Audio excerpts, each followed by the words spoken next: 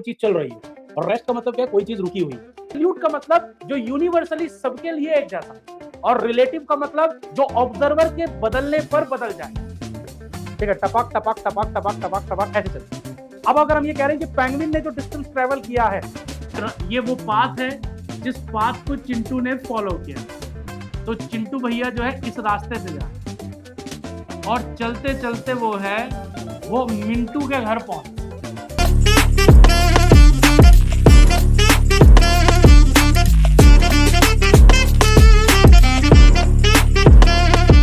पहले हम लोग बात शुरू कहां से करेंगे?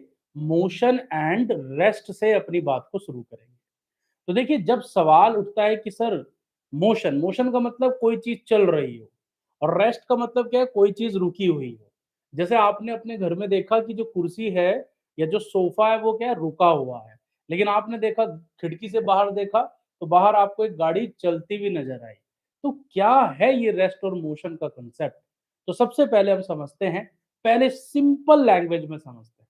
देखिए, हम ये कहते हैं कि किसी भी ऑब्जेक्ट के लिए अगर उसकी पोजीशन टाइम के साथ साथ उसके सराउंडिंग के रिस्पेक्ट में, मेरी बात पे ध्यान दीजिएगा, ठीक है, अगर किसी ऑब्जेक्ट की पोजीशन टाइम के साथ साथ उसके सराउंडिंग के रिस्पेक्ट में चेंज ना हो, तो हम कहेंगे कि बॉडी क्या है, रेस्ट में है। जैसे आप मुझे देख रहे हैं, ठीक है, और देखते देखते आपको 5 सेकंड हो चुके हैं, लेकिन मेरी जो पोजीशन है वो मेरे सराउंडिंग के रिस्पेक्ट में चेंज नहीं हुई, तो इसका मतलब आप ये कहोगे कि मैं रेस्ट में हूं। बिल्कुल सही। लेकिन अगर मेरी पोजीशन मेरे सराउंडिंग के रिस्पेक्ट में चेंज होती रहे, अब देखिए जरा ध्यान से, कैमरे की तरफ देख रहा हूं मैं, ठीक है, आप स्क्रीन की तरफ देखिए, ठीक है, मेरी पोजीशन क्या है, मेरे सराउंडिंग के रिस्पेक्ट में क्या हो रही है, कॉन्टिन्यूअसली चेंज हो रही है। ठीक है, तो मैं क्या कहूंगा कि मैं मोशन में हूं। तो ये हुआ एक बेसिक अप्रोच कि कैसे हम डिसाइड करते हैं कि रेस्ट और मोशन दोनों ही डिफरेंट वर्ड्स हैं, और इन डिफरेंट वर्ड को हम किस तरीके से समझ सकते हैं। क्या कह रहे हैं हम लोग? Motion is a combined property. Motion is a combined property of the object and the observer. पहले इतनी बात को समझो, ठीक है। अब एक बात बताओ, अगर कोई मोशन कर रहा है, ठीक, तो वो पता कब चलेगा? जब कोई उसे ऑब्जर्व करेगा, यानी कि देखेगा। एक बड़ी पुरानी कहावत है कि जंगल में मोर नाचा किसने देखा, ठीक है, और यहीं से फिजिक्स समझ लो। जंगल में मोर नाचा किसने देखा? अरे जब भैया किसी ने देखा ही नहीं तो हमें कैसे पता कि मोर नाचा या नहीं नाचा? तो इसीलिए लाइन यहां पर लिखी गई है, और ये लाइन बड़ी इंपॉर्टेंट है आपके लिए। क्या इंपॉर्टेंट लाइन है? Motion is a combined property of object and observer. There is no meaning of rest और मोशन विदाउट द ऑब्जर्वर। यानी कि बिना ऑब्जर्वर के अगर कोई किसी को ऑब्जर्व ही नहीं कर रहा हो, सो विदाउट ऑब्जर्वर क्या कहेंगे हम लोग? There is no meaning of rest और motion without the observer. Nothing is in absolute rest और इन एब्सोल्यूट मोशन। अब ये लास्ट वाली लाइन को समझना है। तो प्यारे बच्चों देखो, इतनी बात तो आपको समझ में आनी चाहिए। क्या बात समझ में आनी चाहिए? कि भाई देखो, ये बात हम लोग समझ गए कि रेस्ट और मोशन क्या है, एक कंबाइंड प्रॉपर्टी है। कंबाइंड प्रॉपर्टी किसकी? ऑब्जेक्ट की और ऑब्जर्वर की। क्लियर हो गया? ऑब्जेक्ट एंड ऑब्जर्वर की क्या है? कंबाइंड प्रॉपर्टी है। यानी कि विदाउट ऑब्जर्वर किसी चीज को हम ना तो रेस्ट में कह सकते और ना ही किसी चीज को मोशन में कह सकते। अब लास्ट वाली लाइन बड़ी कंफ्यूजिंग हो सकती है आपके लिए, क्योंकि लास्ट लाइन में लिखा है nothing is in absolute rest और इन एब्सोल्यूट मोशन। यानी कि किसी चीज को अगर आप रेस्ट में कह रहे हो, तो हो सकता है वो किसी और के लिए मोशन में भी हो। आप कहोगे सर ऐसे कैसे हो सकता है? कुछ एग्जांपल दो रियल लाइफ से, तो हम थोड़ा कनेक्ट भी करें। तो मैं आपको एक रियल लाइफ से एग्जांपल देता हूं। जैसे आप ट्रेन में ट्रैवल कर रहे हो, और आपके साथ आपका दोस्त बगल में बैठा हुआ है। आप अपने दोस्त को देखते हो, बिल्कुल वो आपका दोस्त रेस्ट में दिखाई दे रहा है, लेकिन वो प्लेटफॉर्म पर जो चाय वाला है, ठीक है, उसके सामने से ट्रेन गुजर गई, उसके लिए आप दोनों क्या थे? मोशन में थे। यानी कि आपका दोस्त आपके लिए रेस्ट में है, लेकिन आपका दोस्त चाय वाले के रिस्पेक्ट में क्या है? मोशन में है। ठीक है, मोशन को गति कहते हैं हिंदी में, और रेस्ट को विराम कहते हैं। ठीक है, तो कहने का मतलब मेरा ये हुआ, क्या हम लोग ये सेंटेंस लिखेंगे, हमें लिखना भी चाहिए, बहुत अच्छी बात हो गई। और हम यहां लिख देंगे rest and motion, rest and motion, rest and motion both are, rest and motion both are relative terms, both are relative terms. Relative का मतलब क्या है, सापेक्ष कहते हैं हिंदी में इसको। अब रिलेटिव के मतलब, अब ये बच्चे लोग क्या करते हैं, इस वर्ड को नहीं समझ पाते कि रिलेटिव का मतलब क्या होता है। रिलेटिव का मतलब रिश्तेदार नहीं होता है, रिलेटिव का मतलब होता है किसी और के लिए कुछ और किसी और के लिए कुछ और। एग्जाम्पल देता हूं मैं आपको रिलेटिव वर्ड का। देखो रिलेटिव वर्ड का मतलब क्या है, आप अपनी मम्मी को मम्मी कहते हो, क्या सब लोग उन्हें मम्मी कहते हैं, नहीं नहीं, कोई उन्हें चाची कहता है, कोई उन्हें ताई कहता है, कोई उन्हें मासी कहता है, कोई उन्हें बुआ कहता है, ठीक है, कोई अंकल उनको जो है बेटी कहते हैं। तो कहने का मतलब मेरा ये है, आपकी मम्मी से आपका जो रिश्ता है वो कैसा है, रिलेटिव है, एब्सोल्यूट नहीं है। एब्सोल्यूट का मतलब क्या होता है, जब सबके लिए एक जैसा हो, उस चीज को हम क्या कहते हैं, एब्सोल्यूट। जैसे अब हम मंदिर जाते हैं तो आप भी क्या कहते हो कि हे भगवान मेरी प्रार्थना सुन लो भगवान। दूसरा बंदा भी आता है, वो भी कहता है हे भगवान मेरी प्रार्थना सुन लो। यानी कि सब लोग एक ही चीज, एक ही नाम से पुकार रहे हैं, वो क्या है, भगवान। यानी कि सबके लिए भगवान है, यानी कि वो क्या है, एब्सोल्यूट है। वो क्या है, एब्सोल्यूट। एब्सोल्यूट का मतलब जो यूनिवर्सली सबके लिए एक जैसा हो। और रिलेटिव का मतलब जो ऑब्जर्वर के बदलने पर बदल जाए, जो ऑब्जर्वर के बदलने पर बदल जाए। क्लियर बात हो रही है। मैं आपसे ये कहना चाह रहा हूं, छोटी सी बात, इतना जोर मैं इसको इस बात पे इसलिए दे रहा हूं क्योंकि ये समझने लायक बात है, ठीक है। तो रेस्ट और मोशन कैसे टर्म्स है, दीज आर रिलेटिव टर्म्स। यानी कि कोई चीज अगर रेस्ट में है तो वो आपके लिए रेस्ट में हो सकती है, किसी और के लिए हो सकता है वो मोशन में। क्लियर हो गया। एक और रियल लाइफ से एग्जांपल देते हैं फिर आगे बढ़ते हैं। आपने देखा होगा जब आप जो है किसी पेड़ को देखते हैं और आप ग्राउंड पर खड़े हुए हैं तो पेड़ आपको रेस्ट में दिखाई देता है, लेकिन अगर आप उसी पेड़ को गाड़ी के अंदर बैठकर देखें तो पेड़ आपको पीछे की तरफ जाता हुआ दिखाई देता है। लेकिन यहां नोट करने वाली बात है, अगर एक बंदा ग्राउंड से उस पेड़ को देखे तो उसी टाइम पर वो पेड़ रेस्ट में है, और एक बंदा गाड़ी के अंदर से उसे देखे तो उसी टाइम पर वो पेड़ मोशन में है। इस बात से ये बात साबित हो जाती है कि रेस्ट और मोशन कैसे टर्म्स हैं, relative terms. Rest and motion कैसे टर्म्स हैं, रिलेटिव टर्म्स है। क्लियर हो गई बात। ये बात आपको क्लियरली समझ में आनी चाहिए जो बात मैं यहां आपको बता रहा हूं। तो एब्सोल्यूट और रिलेटिव के बीच में कंफ्यूजन था, वो दूर हो गया कि एब्सोल्यूट क्या चीज होती है और रेस्ट क्या, सॉरी, एब्सोल्यूट क्या चीज होती है और रिलेटिव क्या चीज होती है। चलिए आगे लिखा हुआ है, an object is said to be in motion with respect to an observer if its position changes with respect to that observer. It may happen by both way, either observer moves or object move। या तो आप जो है motion करते रहें किसी object के respect में, जैसे मान लो आप चलते चलते पेड़ को देखो, ठीक, तो धीरे धीरे आप देखोगे जैसे उसमें धमाल में कहता है, ठीक है, कि आदि टाइगर धीरे धीरे बड़ा हो रहा है। अरे टाइगर बड़ा नहीं हो रहा है, वो टाइगर आपके नजदीक आ रहा है। समझ रहे। तो कहने का मतलब मेरा ये है कि या तो ऑब्जेक्ट मोशन करे या फिर ऑब्जर्वर मोशन करे, तो दोनों केस में भी क्या है, आप मोशन को स्टडी कर सकते हैं। ठीक है, जरूरी नहीं कि हमेशा ऑब्जेक्ट ही मोशन करे। पेड़ रुका हुआ है, आप कार लेके निकल गए, जूम, ठीक, पेड़ आपको पीछे जाता हुआ दिखाई दिया, इसका मतलब इस बार मोशन किसने की, ऑब्जेक्ट ने। तो ये लाइन बड़ी इंपॉर्टेंट है, यहां पर बहुत इंपॉर्टेंट लाइन है। क्या ये लिखा ना, ये वाली लाइन देखिए यहां से, इट में हैपन बाय बोथ वेज, ये दोनों तरीके से हो सकता है। इधर ऑब्जर्वर मूव, या तो ऑब्जर्वर मोशन करे, और ऑब्जेक्ट मूव, या फिर ऑब्जेक्ट मोशन करे। ये बात बड़ी इंपॉर्टेंट, ठीक है। चलिए आगे बढ़ते हैं और कुछ और नई बात करते हैं। अब हम बात करेंगे पोजीशन की। पोजीशन का मतलब क्या होता है, ठीक है। The position of a particle refers to its location in the space at a certain moment of time। Position का मतलब होता है कि किसी पर्टिकुलर टाइम पर कोई ऑब्जेक्ट कहां पर है, किसी पर्टिकुलर टाइम पर कोई ऑब्जेक्ट कहां पर है। It is concern with the question where is the particle at a particular moment of time. यानी कि अगर आप पोजीशन के बारे में जानना चाह रहे हैं तो आप क्या जानना चाह रहे हैं कि किसी पर्टिकुलर टाइम पर वो कहां है। और इंडिया में एक बड़ा कॉमन सा क्वेश्चन होता है जब कोई किसी को फोन करता है ना, जैसे किसी को फोन मिलाया, मैंने फोन मिला दिया, जैसे 9897 ऐसे करके फोन मिलाया, हेलो, और सबसे पहला सवाल मेरा होता है कहां है। सो कहां है का मतलब क्या होता है, we want to know about the position at that particular time, where is the particle is actually, particle है कहां। और इंडिया में लोग भी बड़े तेज हैं, कह रहा हूं आ रहा हूं 10 मिनट में, ठीक भाई, मैं पूछ रहा हूं पोजीशन और वो बता रहा है टाइम, तो डायमेंशनली तो हम रॉन्ग हो गए ना दोनों के दोनों। चलिए तो मजाक की बात है, लेकिन पोजीशन का मतलब क्या होता है कि हम किसी पर्टिकुलर मोमेंट पर ये जानना चाहते हैं कि वो पार्टिकल कहां पर है।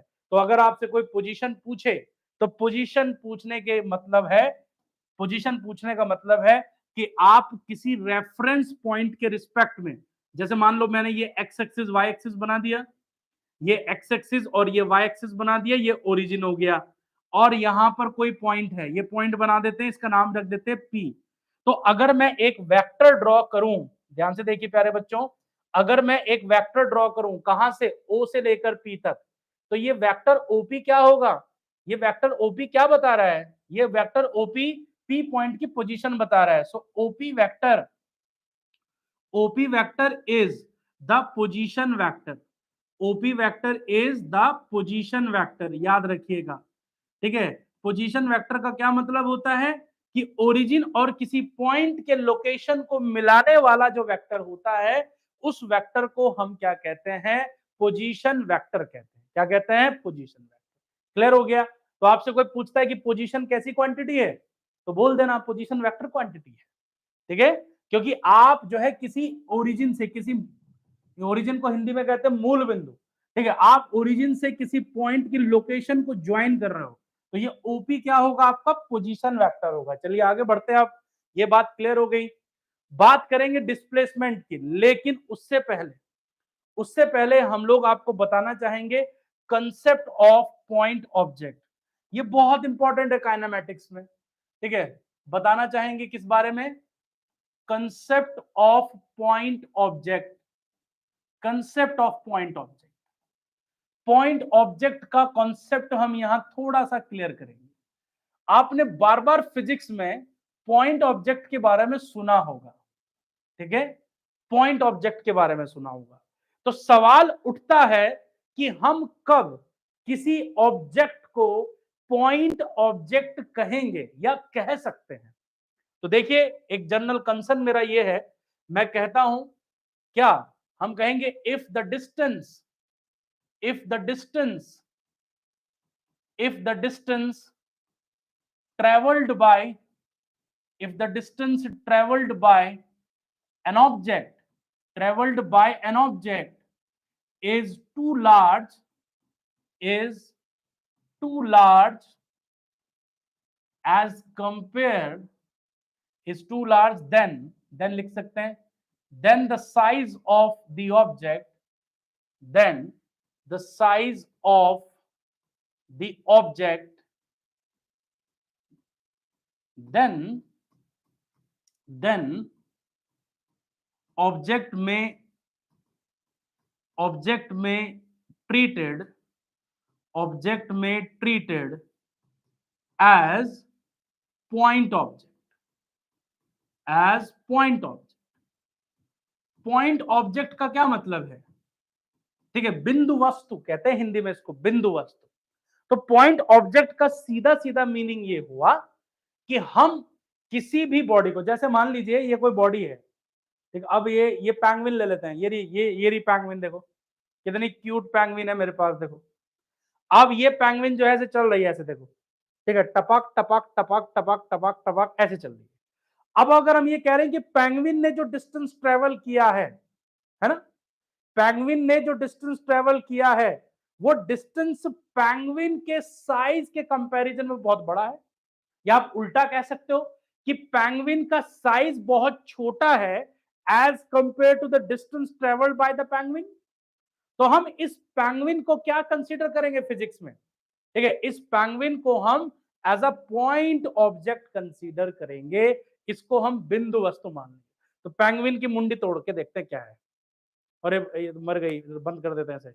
ये देखिए, अब ये बिना मुंडी वाली पेंगुइन हो गई। ठीक है, तो पेंगुइन जितना डिस्टेंस ट्रेवल कर रही है, अगर वो डिस्टेंस क्या है, बहुत ज्यादा बड़ा है इसके साइज के कंपैरिजन में, तो आप इसे पॉइंट ऑब्जेक्ट कंसीडर करोगे। मतलब जब हम मैकेनिक्स सॉल्व करेंगे, मतलब इसके पीछे का मैकेनिक्स, जब हम इसकी मोशन को स्टडी करेंगे, तो हम इसके साइज को कंसीडर नहीं करेंगे कि ये पेंगुइन कितनी मोटी है, ये पेंगुइन हाइट कितनी है, इस पेंगुइन ने कितने बड़े जूते पहने हुए हैं, हम सारी चीजें क्या करेंगे, कंसीडर नहीं करेंगे।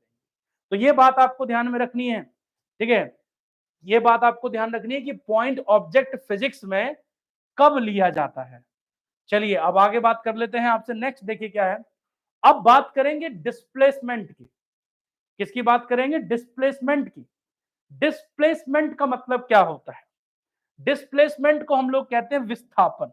लेकिन आइए थोड़ा समझने की कोशिश करते हैं कि डिस्प्लेसमेंट क्या चीज है। मान लेते हैं, एक पहले मैं एक कोऑर्डिनेट सिस्टम यहां बना के दिखाता हूं आपको।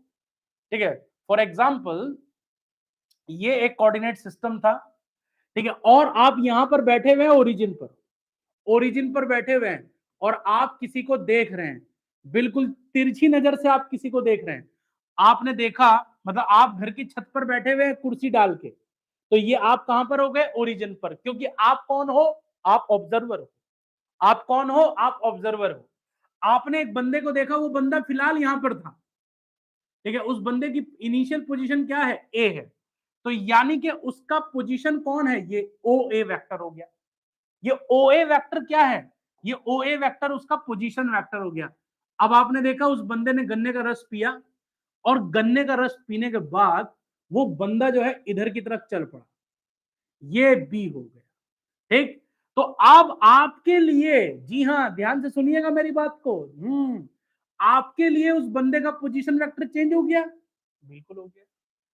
तो अगर मैं बंदे की इनिशियल पोजीशन और फाइनल पोजीशन के बीच एक वेक्टर ड्रॉ कर दूं, ये देखिए ए से बी अगर मैं एक वेक्टर ड्रॉ करता हूं, तो ये ए बी वेक्टर क्या है मेरे दोस्त? ये ए बी वेक्टर होगा डिस्प्लेसमेंट वेक्टर। सो ओ बी वेक्टर क्या है? ओ बी वेक्टर भी पोजीशन वेक्टर है, लेकिन ये ए बी वेक्टर क्या है? बताइए जल्दी से। A B vector is the displacement vector. AB vector is the displacement vector. ये डिस्प्लेसमेंट वेक्टर है। तो इसका मतलब डिस्प्लेसमेंट कैसी क्वांटिटी है? वेक्टर क्वांटिटी है। और डिस्प्लेसमेंट वेक्टर क्या है? सिंपल हम ये कह सकते हैं, a vector, a vector that join, या कह सकते हैं a vector drawn, drawn from initial position, drawn from initial position to final position, to final position, final position of an object, final position of an object is called, is called displacement vector, is called displacement vector। यानी कि किसी भी object की initial position और final position के बीच अगर आप एक वेक्टर ड्रॉ कर दें, तो उस वेक्टर को क्या कहा जाएगा? डिस्प्लेसमेंट वेक्टर कहा जाएगा। तो बेसिकली डिस्प्लेसमेंट वेक्टर बताता क्या है? डिस्प्लेसमेंट वेक्टर बताता है कि हम अपनी इनिशियल पोजीशन के रिस्पेक्ट में कितना दूर आ चुके हैं और किस डायरेक्शन में आ चुके हैं। रिपीट करता हूं, रिपीट करता हूं, आराम से समझते हैं। डिस्प्लेसमेंट वेक्टर हमें यह बताता है कि हम अपनी इनिशियल पोजीशन के रिस्पेक्ट में अब कहां पर हैं। जैसे मान लीजिए 5 बजे मैं जो है 5 बजे मैं घंटा घर पे था, ठीक है, और 6 बजे मैं आईएसबीटी पर हूं। तो इसका मतलब अगर आप घंटा घर से आईएसबीटी के लिए अगर एक वेक्टर ड्रॉ करोगे, तो वो वेक्टर क्या होगा? वो वेक्टर मेरा डिस्प्लेसमेंट वेक्टर होगा। वो वेक्टर क्या होगा मेरा, डिस्प्लेसमेंट वेक्टर होगा। ये बात ध्यान रखिएगा, बहुत प्यारी बात मैंने आपको बताई। तो बेसिकली डिस्प्लेसमेंट क्या है? डिस्प्लेसमेंट है the change in the position of a moving object is known as displacement. यानी कि जब ऑब्जेक्ट की पोजीशन चेंज हो और किस तरफ और कितनी चेंज हुई हो। जैसे आप मुझे अभी देखो, देख रहे हो आप मुझे, मैं यहां पर खड़ा हूं, अब मैं यहां पर आ गया, तो मैं अपनी इनिशियल पोजीशन से इस तरफ आया, तो मेरी पोजीशन क्या हो गई, चेंज हो गई। ठीक, मेरी पोजीशन कितनी चेंज हुई और किस डायरेक्शन में चेंज हुई, ये मेरा क्या है, डिस्प्लेसमेंट। ये मेरा क्या है, डिस्प्लेसमेंट। तो कह रहे हैं कि the change in the position of a moving object is known as displacement. It is a vector that joins initial and final position of the particle. दूसरी बात, displacement can be positive, negative और जीरो। अब मैं आपको class 9th की definition पे लेके चलता हूं, जो आपने क्लास 9th में पढ़ा था। आपको क्लास 9th में टीचर ने बताया कि डिस्प्लेसमेंट क्या है, it is the shortest path length या it is the shortest distance. तो चलिए हम भी उसी तरीके से एक एग्जांपल को फ्रेम कर लेते हैं। तो एक जो है चिंटू भैया हैं, और चिंटू भैया आज जो है घर से लड़ाई करके भागने वाले हैं। ठीक है, लड़ाई करके नहीं भागेगा चिंटू, अच्छा बच्चा है, लड़ाई करके नहीं भागते कोई भी घर से। ठीक है, तो चिंटू यहां ए पर है और चिंटू जो है इस तरीके से यहां पहुंचा। ठीक है, ये रास्ता है जिस रास्ते से चिंटू जा रहे हैं, ये चिंटू यहां पर पहुंचे। क्लियर? तो ये वो पाथ है जिस पाथ को चिंटू ने फॉलो किया। तो चिंटू भैया जो है इस रास्ते से जा रहे हैं और चलते चलते वो मिंटू के घर पहुंच गए। कहां पहुंच गए, मिंटू के घर। अब मिंटू का घर कहां है, मिंटू का घर बी पर है। ठीक, अब ध्यान से देखना इस ड्राइंग को। अब अगर मैं ये कहूं कि हमने चिंटू को कुछ देर पहले यहां देखा था। अब चिंटू की मम्मी ने पूछा कि बच्चों आपने चिंटू को देखा था, कि हाँ आंटी यहीं पर खेल रहा था। बाद में पता चला कि चिंटू तो यहां पर है, बी पॉइंट पर है। तो अगर मैं चिंटू की इनिशियल पोजीशन से उसके फाइनल पोजीशन तक अगर एक वेक्टर ड्रॉ कर दूं, सो माय डियर स्टूडेंट ये वेक्टर क्या है, डिस्प्लेसमेंट वेक्टर। ये क्या है उसका, डिस्प्लेसमेंट वेक्टर। तो यानी कि इसको पेन से लिख देना चाहिए मुझे यहां पर, ये क्या है आपका, ये डिस्प्लेसमेंट है चिंटू का, ये चिंटू का डिस्प्लेसमेंट है। क्लियर हो गया? लेकिन ये जो पाथ लेंथ है, आप कमेंट करके बताइए जितने लोग भी लाइव देख रहे हैं, ये कॉन्सेप्ट आपको समझ में आना चाहिए। लेकिन ये जो पाथ लेंथ है, ये पाथ लेंथ, ठीक है, ये जो रास्ता है, हम कहेंगे जो पाथ लेंथ है, पाथ लेंथ, ठीक है, यानी कि रास्ते की लंबाई जो है वो चिंटू की क्या है, वो चिंटू की डिस्टेंस। ठीक है, देखिए डिस्टेंस से कभी भी हमें ये पता नहीं चलता, ठीक, डिस्टेंस से कभी भी हमें यह पता नहीं चलता कि बॉडी किस डायरेक्शन में गई है। ठीक, फॉर एग्जांपल अगर मैं ये कहूं कि मैं घूम फिर के यहां पर आ जाऊं और आप मुझे कहो कि आप इतना डिस्टेंस ट्रेवल किए हैं, तो डिस्टेंस से कभी भी ये क्लियर नहीं होता कि ऑब्जेक्ट किस डायरेक्शन में मोशन कर रहा है या किया गया है। हाँ, ये चीज किससे क्लियर होती है, डिस्प्लेसमेंट से क्लियर होती है। किससे क्लियर होती है, डिस्प्लेसमेंट से। तो बेसिकली जो पाथ लेंथ है, जो रास्ते की जो लंबाई है, वो लंबाई क्या होती है, डिस्टेंस। और इनिशियल और फाइनल पोजीशन के बीच अगर आप एक वेक्टर ड्रॉ कर दें तो उस वेक्टर को क्या कहेंगे, डिस्प्लेसमेंट। अब मेरे बच्चों एक बात को विशेष तौर पे याद रखिएगा, कि हमेशा याद रखिएगा, अगर चिंटू सीधी सड़क पर गया होता, है ना, अगर चिंटू कैसे गया होता, सीधी सड़क पे गया होता, चिंटू ऐसे गया होता, है ना, ये चिंटू और मिंटू का घर बिल्कुल सीधे सीधे होता।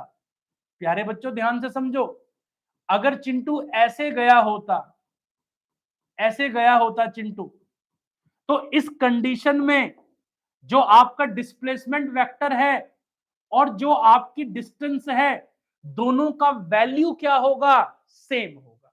यानी कि इस कंडीशन में हम क्या कहेंगे, इस कंडीशन में कहेंगे कि जो डिस्प्लेसमेंट है जो डिस्प्लेसमेंट है, डिस्प्लेसमेंट, ठीक है, वो न्यूमेरिकली इक्वल है किसके, डिस्टेंस के, ठीक है। लेकिन ये बात कब सही है, बोलो जल्दी से, ये बात कब तक के लिए सही है, जब पाथ कैसा हो, पाथ स्ट्रेट लाइन हो, जब पाथ कैसा हो, पाथ स्ट्रेट लाइन हो। लेकिन इस कंडीशन में मुझे बता सकता है कोई कि बड़ी क्वांटिटी कौन है, ये आपका पहला केस है और ये आपका सेकंड केस है। तो पहले केस में आप बता पा रहे हो, सबको दिख रहा है, सबको दिख रहा है कि जो डिस्प्लेसमेंट है, सबको दिख रहा है कि जो डिस्प्लेसमेंट का मैग्नीट्यूड है वो छोटा है, सॉरी, छोटा है किससे, डिस्टेंस से छोटा है। तो इसका मतलब इन जर्नल हम क्या कह सकते हैं, बहुत प्यारा कॉन्सेप्ट निकल के सामने आ रहा है। इन जर्नल, इन जर्नल हम ये कह सकते हैं कि जो डिस्प्लेसमेंट होता है, जो डिस्प्लेसमेंट का मैग्नीट्यूड होता है, वो या तो छोटा होता है या बराबर होता है किससे, डिस्टेंस से। यानी कि आप कह सकते हो कि जो डिस्प्लेसमेंट अपॉन डिस्टेंस होगा, डिस्प्लेसमेंट अपॉन जो डिस्टेंस होगा, वो क्या होगा, वो लेस देन इक्वल टू 1 होगा। क्या ये बात समझ में आ गई? अगर कोई आपसे पूछे कि बताइए डिस्टेंस और डिस्प्लेसमेंट का जो रेशियो होगा वो कितना होगा, वो लेस देन 1 होगा, ठीक है। और बराबर कब होगा, सीधी लाइन में, जब स्ट्रेट लाइन मोशन होगा तभी वो बराबर हो सकते हैं, अदरवाइज वो बराबर नहीं हो सकते। बात क्लियर है? तो कमेंट में एक एग्रीमेंट दे दीजिए मुझे कि सर ये बात हम बिल्कुल समझ गए, लेकिन सर हमें जीरो डिस्प्लेसमेंट समझ नहीं आता है। जीरो डिस्प्लेसमेंट का क्या मतलब होता है, जीरो डिस्प्लेसमेंट। तो आइए जरा स्पेशल कंडीशन ले लेते हैं जरा बच्चों, जीरो डिस्प्लेसमेंट का केस ले लेते हैं। जीरो डिस्प्लेसमेंट, जीरो डिस्प्लेसमेंट को हम क्या कहते हैं, शून्य विस्थापन। हिंदी मीडियम का अगर कोई बच्चा है तो उसके लिए मैं वर्ड्स को हिंदी में बोल देता हूं, शून्य विस्थापन कहते हैं इसको। जीरो डिस्प्लेसमेंट कब होगा, जीरो डिस्प्लेसमेंट, अब देखो जीरो डिस्प्लेसमेंट दो कंडीशन में हो सकता है, या तो ऑब्जेक्ट मोशन ही ना करे, बैठ जाए बस ऐसे, ठीक, यानी कि हम उसे देखते जा रहे, देखते जा रहे, देखते जा रहे, वो चल ही नहीं रहा, चल ही नहीं रहा, चल ही नहीं रहा, ठीक। या फिर वो चला और चल के घूम फिर के वहीं पर वापस आ जाए, यानी कि उसकी इनिशियल और फाइनल पोजीशन क्या कर जाए, कंसाइड कर जाए। समझ रहे, इनिशियल और फाइनल पोजीशन क्या कर जाए, कंसाइड कर जाए। मतलब क्या हुआ, अगर किसी वेक्टर का, देखिए ध्यान से, हम कहेंगे if initial and final position, if initial and final position of a particle, of a particle, yeah, of an object, of an object is same, is same, then its displacement, then its displacement, then its displacement is a null vector। देखो कितना मैं बात को technical ले गया, मैंने कहा null vector होगा, कुछ लोग कहेंगे जीरो होगा, क्योंकि डिस्प्लेसमेंट एक वेक्टर क्वांटिटी है, तो इसलिए आप बोलेंगे क्या होगा, नल वेक्टर, या फिर आप बोलेंगे क्या होगा, जीरो वेक्टर। क्या होगा, जीरो वेक्टर। सही है भाई, ये बोलना जरूरी है। एग्जाम्पल के तौर पर अभी कुछ दिनों पहले हमारे घर में जो है एक खरगोश हुआ करता था, ठीक है। तो अब वो गोल गोल घूम रहा था, एक दिन वो यहाँ ए से घूम घूम घूम के ऐसे घूमा घूमा और घूम घूम के वापस ए पे आ गया, ठीक। यानी कि उसकी इनिशियल और फाइनल पोजीशन क्या है, एक ही है, ठीक। तो इस कंडीशन में उसका डिस्प्लेसमेंट क्या होगा, जीरो होगा। ये बात आपको समझनी चाहिए, बहुत इंपॉर्टेंट बात है, ठीक है। या फिर हम कहें, देखो जरा एक डायग्राम से समझाता हूं बच्चा, डायग्राम से समझाता हूं। एक मदन लाल जी अपने घर से निकले और मदन लाल जी सोहन लाल जी की दुकान पर चीनी लेने पहुंचे। ये सोहन लाल जी की दुकान है, मदन लाल जी कहां पहुंचे? सोहन लाल जी की दुकान पर पहुंचे। ठीक है, ये हो गई हमारी जो है, ठीक है, ये हो गया गुप्ता किराना स्टोर। गुप्ता किराना स्टोर पर पहुंच गए। ठीक है, अब सोहन लाल जी जब गुप्ता किराना स्टोर की तरफ गए अपने घर से, तो ये सोहन लाल जी हैं, ये गए दुकान पर, टक टक टक टक टक टक, उन्होंने देखा कि गुप्ता जी की दुकान बंद है। तो भाई सोहन लाल जी क्या करेंगे? भाई घर वापस आएंगे, दुकान बंद है। यानी कि वो ऐसे गए और ऐसे जाने के बाद वापस आ गए। ठीक, तो इसका मतलब ये हुआ कि उनका इनिशियल और फाइनल पोजीशन क्या है? एग्जैक्टली सेम है। तो हम कहेंगे कि उनका डिस्प्लेसमेंट क्या है? जीरो है। उनका डिस्प्लेसमेंट क्या है? जीरो है। तो कहने का मतलब मेरा क्या है? अगर यहां से यहां तक का डिस्टेंस एक्स है, तो कोई मुझे बता सकता है कि सोहन लाल जी ने कितना डिस्टेंस कवर किया? Distance covered by Sohan Lal ji, भाई एक्स गए और एक्स आए, तो सोहन लाल जी ने 2x डिस्टेंस कवर किया। लेकिन सोहन लाल जी का जो डिस्प्लेसमेंट है, क्योंकि सोहन लाल जी लौट के घर पर वापस आ गए, तो इसका मतलब उनका डिस्प्लेसमेंट क्या है? जीरो। क्लियर हो रहा है? ये बात बड़ी इंपॉर्टेंट है। अब जरा एक और सिचुएशन लेते हैं। इस बार सोहन लाल जी, ठीक है, अब उनकी धर्मपत्नी ने कहा कि भाई तुम तो चीनी लेने गए थे। उन्होंने कहा गुप्ता जी की दुकान बंद है। गुप्ता जी की दुकान बंद है। बोला चलो गुप्ता जी की दुकान बंद है तो एक काम करो, दूसरी दुकान से लाओ, पीछे वाली गली में है। तो अब सोहन लाल जी देखो कैसे, गुप्ता किराना स्टोर बंद था, तो पहले पुरानी जर्नी बना देते हैं पहले। ठीक है, ये आपका ओरिजिन हो गया ओ। ठीक है, ये गुप्ता किराना स्टोर बंद मिला उन्हें। ठीक है, लेकिन उनकी धर्मपत्नी बड़ी गुस्सैल वाली हैं। उन्होंने कहा कि अगर दुकान बंद है तो पिछले वाले मोहल्ले में जाओ और वहां भी एक दुकान है, वहां से चीनी लेके आओ, क्योंकि आज चाय तो बन के ही रहेगी। ठीक, बिना चाय के तो जो है बच्चे स्कूल कैसे जाएंगे? ठीक, तो ये गुप्ता जी की दुकान थी। ठीक है, और ये शर्मा जी की दुकान थी। अब ध्यान से समझना प्यारे बच्चों। ठीक है, ऑलरेडी क्या घटना घट चुकी है? ऑलरेडी घटना ये घट चुकी है कि सोहन लाल जी गुप्ता जी की दुकान पे गए थे, दुकान बंद थी, वो घर वापस आए। धर्म पत्नी जी ने बोला कि पिछले वाले मोहल्ले से ले आओ। तो अब वो बिना कुछ, ठीक है, बिना कुछ सुने, ठीक है, बिना कुछ कहे पिछले वाली दुकान पर चले गए और शर्मा जी की दुकान से फोन किया। ठीक है, उन्होंने कहा कि यहां भी चीनी खत्म है। तो ये ओ पॉइंट, ये ए पॉइंट और ये बी पॉइंट, अगर मैं तुमसे पूछता हूं कि at time T, at this time, at this time, at this time the at this time Sohan Lal at at point B, तो क्या आप मुझे बता सकते हो कि सोहन लाल का डिस्प्लेसमेंट कितना होगा? सोहन लाल का डिस्प्लेसमेंट कितना होगा? मैं आपको इंफॉर्मेशन दे देता हूं कि यहां से यहां तक की डिस्टेंस x थी और यहां से यहां तक की डिस्टेंस y है। अगर आपने ये जवाब दे दिया तो आप आज डिस्प्लेसमेंट को समझ जाओगे। जल्दी से मुझे बताओ, अगर आपने आज ये आंसर कर दिया तो इसका मतलब आज आप डिस्प्लेसमेंट को समझ जाओगे कि डिस्प्लेसमेंट कितना है उनका। चलो मैं आपकी हेल्प करता हूं। हम जिस इनिशियल पॉइंट से जिस भी तरफ मोशन करते हैं वो हमारा पॉजिटिव डिस्प्लेसमेंट होता है। अब मैं यहां से वापस मुड़ा क्योंकि दुकान बंद थी। अब मैं घर आया, घर आके मुझे, जब मैं घर आया तो मेरा डिस्प्लेसमेंट क्या हो गया? जीरो।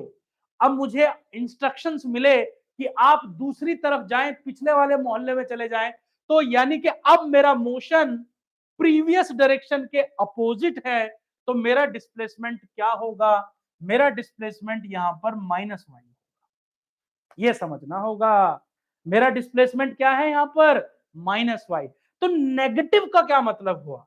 नेगेटिव का मतलब ये हुआ कि जब ऑब्जेक्ट जाए, ऑब्जेक्ट जाने के बाद वापस आए अपनी इनिशियल पोजीशन पर और अपोजिट डायरेक्शन में क्या करें, मोशन करें। तो उस कंडीशन में ये जो डिस्प्लेसमेंट होगा वो कितना होगा, नेगेटिव होगा। जल्दी से कमेंट करके बताइए, क्या ये बात क्लियर हो रही है आपको?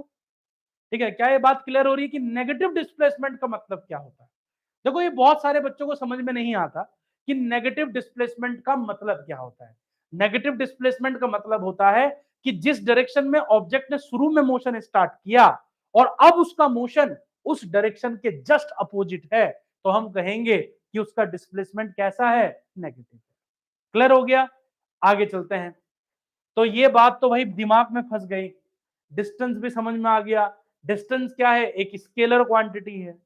डिस्टेंस क्या है, एक स्केलर क्वांटिटी है, जबकि डिस्प्लेसमेंट क्या है, एक वेक्टर क्वांटिटी। तो कुछ सवाल मेरे पास आपके लिए, पहला सवाल स्क्रीन पर, और इस सवाल को सॉल्व करेंगे। तो क्या है पहला सवाल, आराम से देखिएगा। A particle start from origin, एक पार्टिकल ओरिजिन से स्टार्ट करता है, गोज अलोंग एक्स एक्सिस, और एक्स एक्सिस के अलोंग जाता है टू अ पॉइंट 20,0। ये सोहन लाल वाला ही क्वेश्चन है। ओरिजिन से स्टार्ट करता है 0,0 और पहुंच जाता है कहां पर, 20,0 पर पहुंच जाता है। आगे क्या बोला, and returns along the same line to the point -20,0, -20,0। The distance and displacement of the particle during this trip. बताइए डिस्टेंस और डिस्टेंस कितना होगा पार्टिकल का इस ट्रिप में। तो भाई ये सवाल कुछ ऐसा था कि ये यहां से यहां गया और यहां से लौट कर वापस आ गया इस जगह पर। ठीक है, तो मुझे एक बात बताइए, सबसे पहले इनिशियल और फाइनल पोजीशन के बीच में गैप देखिए, ये 0 है और ये -20 है। तो इसका जो डिस्प्लेसमेंट होगा, इसका जो डिस्प्लेसमेंट होगा वो -20 होगा। क्या होगा, -20। लेकिन डिस्टेंस कितना होगा, 20 गया, 20 आया, फिर 20 इधर गया, 20 + 20 + 20। तो कितना हो गया डिस्टेंस, डिस्टेंस जो होगा वो कितना होगा आपका, 60 मीटर होगा। तो आंसर बताइए, सबसे पहले पूछा था डिस्टेंस और फिर पूछा था डिस्प्लेसमेंट। तो क्वेश्चन का आंसर आपको मिल चुका है 60, -20। क्या आंसर मिल गया आपको, 60, -20। ठीक है माय डियर स्टूडेंट, अगला सवाल करो जल्दी से। I start walking down a road in the morning facing the sun. कह रहा है कि मैं सुबह सुबह के वक्त सूरज की तरफ मुंह करके चल पड़ा। ठीक है, आगे क्या बोला, आफ्टर वॉकिंग सम डिस्टेंस, कुछ डिस्टेंस चलने के बाद, I turn to my left, मैं अपने लेफ्ट की तरफ मुड़ गया। Then I turn to the right once again, और फिर वापस मैंने एक राइट टर्न लिया। In which direction was I going then. तो आप मुझे बता सकते हैं कि फिलहाल मैं किस डायरेक्शन में हूं, फिलहाल मैं किस डायरेक्शन में हूं। देखिए ये भी पोजीशन का ही क्वेश्चन है, ये भी पोजीशन का क्वेश्चन है। अब एक बात बताओ, सूरज निकलता किधर से है, बताइए फटाफट। सूरज निकलता किधर से, ईस्ट से निकलता है या वेस्ट से निकलता है? ठीक, ये नॉर्थ और ये साउथ। भाई सूरज किधर से निकलता है, ईस्ट से निकलता है, वेस्ट से निकलता है? भाई ईस्ट से निकलता है। तो सूरज अगर ईस्ट से निकलता है तो मैं सुबह सुबह सूरज की तरफ मुंह करके चला, यानी कि मैं ऐसे चल रहा हूं, देखो ऐसे, ऐसे सूरज इधर से निकल रहा है, ठीक है, मैं इधर से जा रहा हूं। फिर मैंने क्या किया, फिर मैंने क्या किया, I turn to my left, यानी कि अपने लेफ्ट हैंड की तरफ मुड़ गया, यानी कि मैं नॉर्थ में चला गया। अब मैं अगर नॉर्थ में चला गया तो मैं ऐसा हो गया ना, अब मैं ऐसा हो गया। फिर बोला then I turn to the right again, तो मैं अपने राइट की तरफ मुड़ गया। तो राइट की तरफ यानी कि वापस से ईस्ट की तरफ हूं। तो बताइए मैं कहां पर हूं, मेरी डायरेक्शन क्या है, मेरी डायरेक्शन फिलहाल क्या है, ईस्ट है। लॉजिक लगाइए क्वेश्चन में, क्वेश्चन में लॉजिक लगाइए। मैं अभी भी किस डायरेक्शन में जा रहा हूं, ईस्ट डायरेक्शन में जा रहा हूं। पहले मैं गया, देखो पहले मैं ईस्ट की तरफ था, फिर मैंने लेफ्ट टर्न लिया, फिर मैं ऐसे हो गया, फिर मैंने राइट टर्न लिया, फिर ऐसे हो गया। तो वापस से किधर चला गया, मैं ईस्ट की तरफ चला गया। ठीक है, आज क्लास जल्दी स्टार्ट हुई, हाँ आज क्लास थोड़ा जल्दी स्टार्ट की हमने। तो ये बातें बहुत इंपॉर्टेंट है। आज आपके लिए एक होमवर्क क्वेश्चन, ठीक है। अच्छा पहले ये बता दो, the numerical value of the ratio of displacement to the distance. अभी थोड़ी देर पहले बताया था कि न्यूमेरिकल वैल्यू पूछ रहा है, रेशियो पूछ रहा है आपसे किसका, डिस्प्लेसमेंट का और डिस्टेंस का। डिस्प्लेसमेंट और डिस्टेंस का रेशियो क्या होता है, ऑलवेज लेस देन और इक्वल टू 1। तो आंसर आएगा इक्वल और लेस देन 1। बराबर भी हो सकता है और छोटा भी हो सकता है, बराबर भी हो सकता है और छोटा भी हो सकता है। ठीक है, नेक्स्ट चलेंगे। ये स्क्रीनशॉट लीजिए, ये होमवर्क क्वेश्चन है।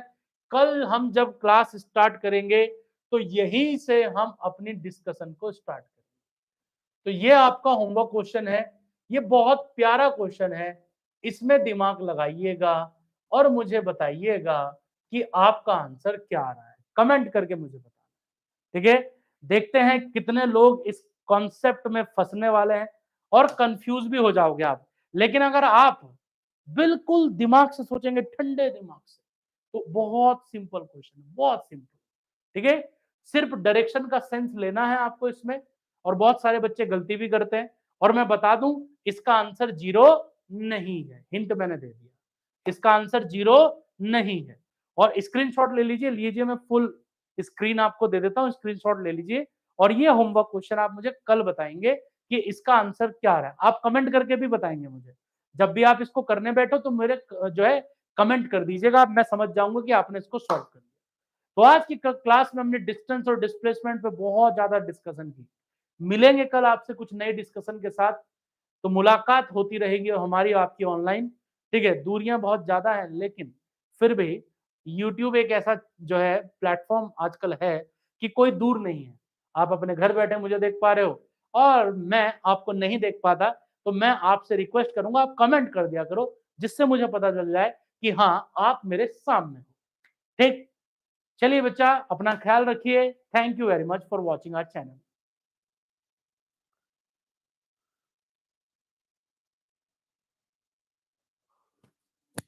जंगल में मोर नाचा किसने देखा?